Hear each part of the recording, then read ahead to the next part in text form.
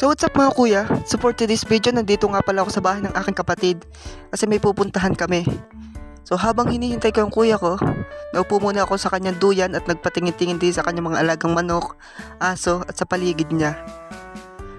So ang pupuntahan nga pala namin ay dito lang sa kabilang barangay para isangla itong kanyang motor na kulay pula.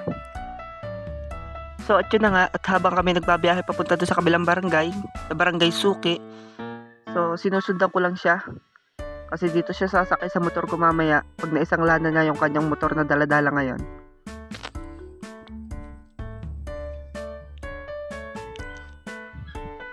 So dito nga lang po pala itong malapit sa Barangay Parang. Malapit po itong amin sa dagat, sa Pascua Beach at sa Parang Beach Resort.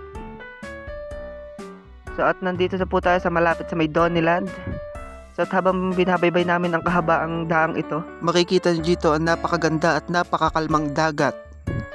So yan, kung mapapansin nyo nga po, so napakakalma ng dagat na ito.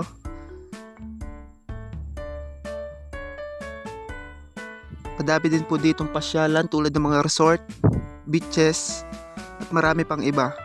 So bali, nandito tayo sa Barangay Suki. At hinihintay na lang natin yung kausap ni kuya ko na pagsasanglaan ng kanyang motor. So ayan na nga po.